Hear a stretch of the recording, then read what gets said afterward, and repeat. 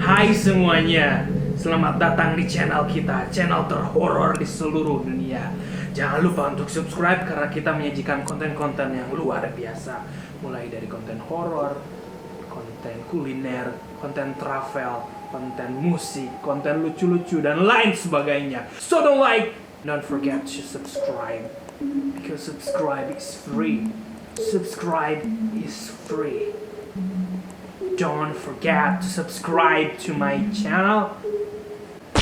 Thank you. Halo semuanya, selamat datang di channel horor. Sebenarnya kita nggak fokus di cerita horor sih, tapi mulai saat ini aku mulai mau membangun konten horor-horor karena sebenarnya me personally suka banget sama supernatural gitu, suka nonton film horor dan sebagainya. Kali ini aku mau ceritain tentang pengalaman hororku selama aku berada di Bali. Jujur ya, selama aku ada di Jawa, which is in my hometown, aku belum pernah ngerasain yang namanya pengalaman horor sebelumnya. Pernah sih, cuma ketakutan, tapi nggak sehoror ini gitu ya. Horornya kayak bertubi-tubi gitu. Gak nyangka bisa kayak gini gitu, dan gue juga gak nyangka bisa pengetahuan gue bisa lebih luas lagi tentang dimensi lain gitu. Karena bahwasannya kan makhluk-makhluk tersebut berada di dimensi yang berbeda dengan kita, tapi ada di dunia yang sama begitu. So the story began ketika aku memutuskan untuk pergi sama adik aku ke waterfall.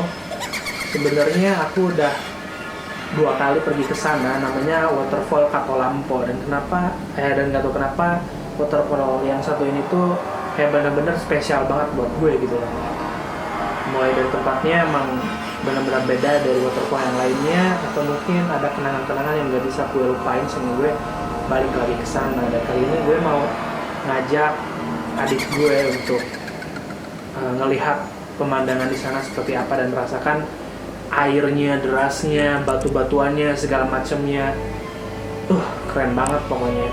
Kalau kalian datang ke sini gak nyesel kalau kalian datang ke waterfall Katolampo.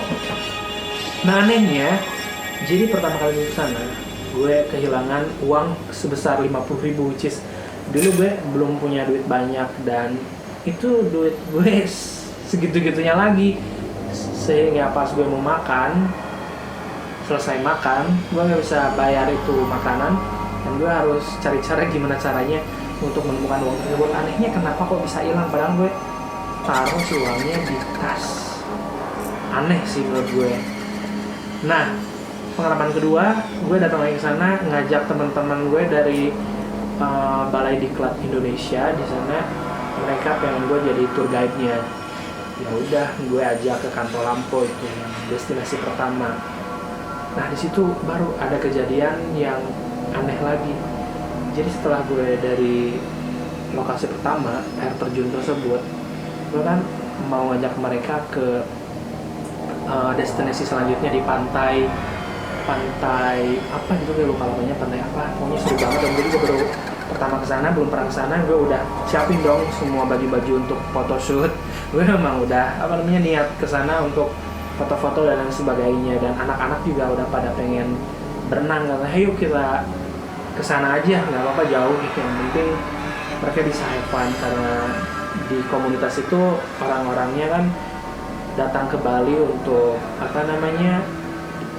untuk belajar animasi, dan mereka di sini cuman ada waktu hari Minggu doang supaya bisa jalan-jalan dan harus balik lagi ke negara masing-masing, maksudnya ke daerahnya masing-masing. Ada yang di Jawa, di Sumatera, dan lain sebagainya. Jadi itu adalah program dari pemerintah di mana orang-orang yang belum punya pekerjaan bisa belajar animasi dan digarap sehingga mereka bisa lulus dengan kriteria dan skill yang begitu memuaskan. Gitu. Jadi pas gue ngeong pakai motor, ada temen gue akrab sama dia, jadi kita sama-sama orang Sunda, kita ngomong terus tuh, hey bro, gitu kan. Nah nggak tahu kenapa kita nyasar pertama. Nyasarnya itu ke jalan yang begitu enggak banget gitu, banyak pohon-pohon bambu dan sebagainya. Kok aneh senyasar, padahal kita di Max itu bisa nyasar. Kita balik lagi, nah ini di jalan yang gede, kita ngebut tuh kan. Tahu kenapa tiba-tiba ada mobil di depan dan kita itu ngebut banget kan, dan gue lagi ngobrol sama dia. Dan di bawah tuh ada pasir, jadi daripada gue nabrak, jadi gue belokin aja tuh motor. Udah tau berat badan gue, kalau nggak salah 80 kilo, temen gue 90 kilo, motornya motor NMAX lagi yang gede. Nah, bayangin aja, itu pas gue belokin, karena pasir si motornya langsung terus. Pertama gue malu dong sebagai tour guide, kok gue jadi kecelakaan. Gue cuman ngomong, gak apa-apa, ayo lanjutin aja, gak apa-apa gue kayak gini. Tapi ternyata parah banget. Jadi yang pertama kali gue rasakan, dada gue tuh sesak, sakitnya minta ampun.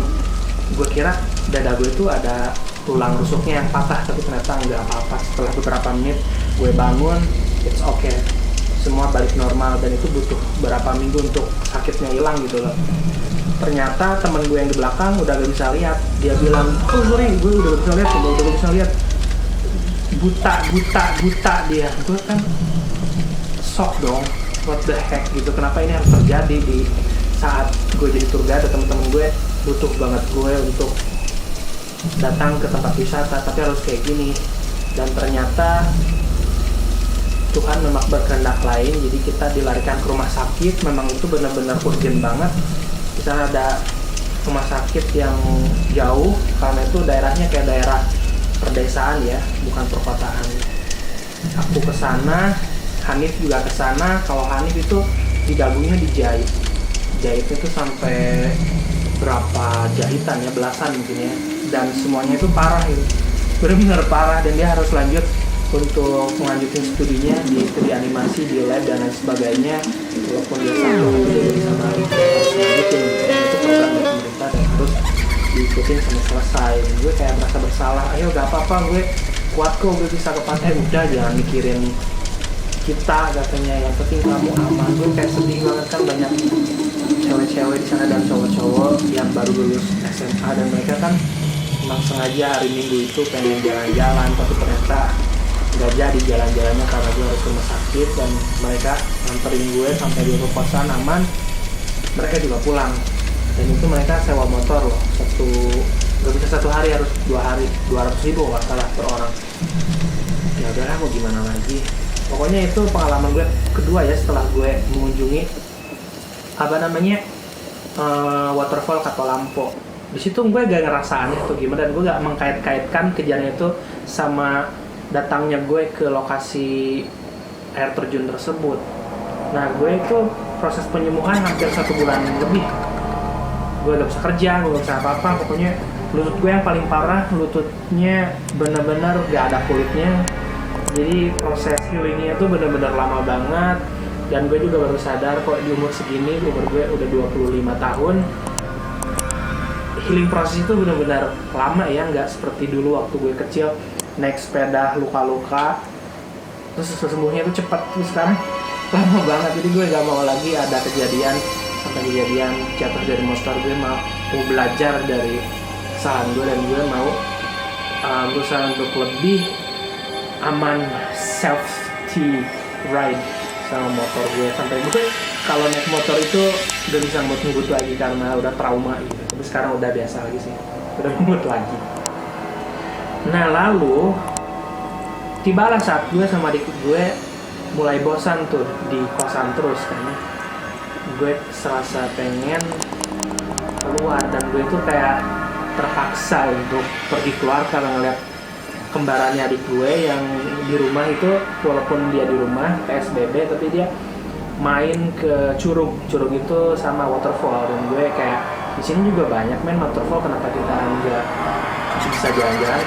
Mereka bisa gitu, walaupun mereka jauh tempatnya dan tempat wisatanya cuma sedikit. Ini tuh udah surganya tempat wisata, tapi kita kok cuma diam aja di kosan. Ya udah, situ kita merencanakan untuk pergi ke sana. Besoknya kita pergi pagi-pagi.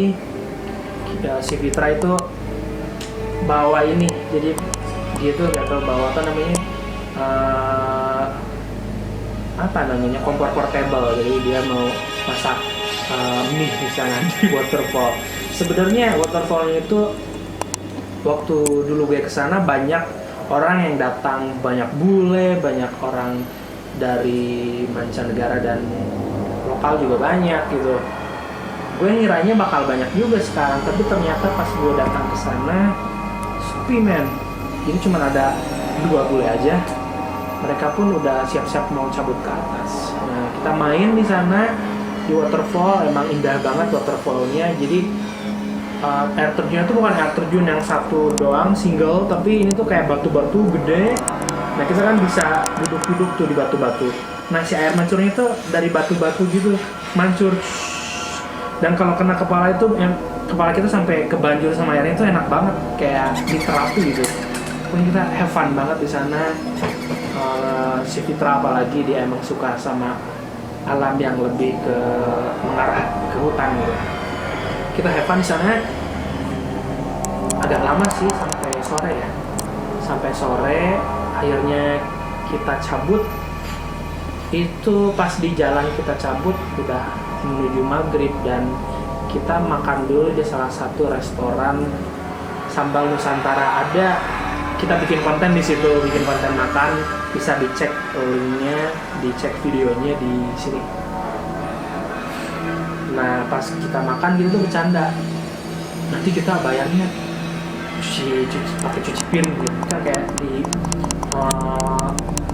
film-film gitu, nggak punya duit ya pakai cuci piring gitu. Kita bercanda kayak gitu dan ternyata diijabah dong. Gue shock karena gue tuh cuma punya satu ATM aja dan itu tuh gak bisa diganti lagi karena dari pekerjaan gue harus ATM-nya bukan atas nama gue gitu. Gak tau kenapa, karena di luar negeri gitu mungkin, jadi gak bisa bikin rekening sendiri, tapi harus rekening dibuat dari yang punya perusahaan. Jadi gue dibikinin ATM-nya itu dari Australia, which is kalau hilang gue gak bisa ganti lagi dong, saldonya gak tahu harus pindahinnya gimana gitu. Dan itu bukan ATM yang kekinian lo bisa transfer di handphone atau kayak gimana gitu. Lo benar-benar cuma bisa ambil uangnya di ATM doang. Dan waktu kita pergi ke kasir kita bercanda, bro bayarnya pakai ini, pakai cuci piring. Nggak dengar kan si kasirnya, cuci piring. Terus si Fitra kayak nyari ATM, gue udah mulai shock tuh. Ngapain sih lo bercanda, lo bilang ATM-nya nggak ada, ternyata emang nggak ada lo. Shit man, itu benar-benar ATM gue yang saldonya itu buat keperluan kerja dan keperluan gue sendiri. Jadi itu emang udah diatur dari sana, untuk udah diatur pokoknya, jadi udah transparan, bisa ngeliat gitu pengeluarannya segimananya udah bisa ngeliat. Itu gue gimana bisa hidup gitu. Gue ngomong ke atasan juga pasti dimarahin. Itu bener, gue bener-bener please lah ada. Lalu si Fitra cari ATM-nya di ransel, kan ranselnya udah basah banget, apa namanya, baju-baju yang bekas kita berenang tadi, terus dan lain sebagainya udah nyampur, gak ada. Terus kita cari lagi ke motor, gak ada, di mana-mana gak ada. Itu gue shock banget. Terus kita makan 107.000, itu gimana bayarnya coba? Gue malu dong. Akhirnya gue dengan berat hati ngomong, tunggu gak, ini ATM kita hilang. Ya untung aja staff di sana pengertian, walaupun mereka nyangkanya gue bohong atau gimana, gue gak ngerti. Jadi restorannya tuh kan jauh sama kosan gue kan, bener-bener jauh loh. Itu tuh kayak di daerah dekat Ubud, di Gilimanuk kalau nggak salah, atau di mana, gue di sini nih. Lokasinya di situ. Ya udah, kita memutuskan, Fitra lo bawa duit deh, bawa duit ke kosan. Di sana kan ada duit di laci, lu bawa. Udah tahu kan Fitra baru di sini ya, belum tahu seluk-beluk Bali itu kayak gimana. Gue takut nyasar lagi. Terus dia gak ada internet, gak ada kuota, gak bisa lihat maps. Terus dia kayak yang, kita tuh kayak yang rusuh gitu, kita kayak terburu-buru. Ya udah ambil. Ya udah, Fitra akhirnya pulang ambil uang. Gue nungguin di sana sampai si restorannya tutup, sampai si satpamnya bilang sama gue, maaf ini udah mau tutup, gimana nih, gimana adiknya, gimana, masih di mana? Dan dia baru ngabarin dong, share location katanya, share location. Lu di mana? Gue kira udah ada di mana gitu. Ternyata dia baru ada di kosan, baru nyampe di kosan. Cakile udah jam segini masih di kosan. Ya udah gue nungguin aja dia. Sebenarnya restorannya udah tutup kan, tapi mereka pura-pura beres-beres aja nunggu gue. Sebenarnya gue juga agak kasihan sih, dan gue tungguin si Fitras. Gue masih galau nih gimana nih, dan karena adik gue itu sedikit indigonya lumayan lah. Gue tanya, Fit ini gimana nih, ini penting banget, ini krusial banget, si ATM ini tuh bener-bener udah boleh hilang. Gue udah diwanti-wanti dari pertama sama bos ini jangan hilang, karena itu ATM pribadi dan juga ATM untuk keperluan di tempat kerja gue. Aduh, gue bener-bener hilang, pasti gue dimarahin sama bos gue nih. Ya mau dimarahin sih, dan gue begonya gak ngasih tahu karena gue udah takut dimarahin. Akhirnya gue tanya ke adik gue namanya Fitri,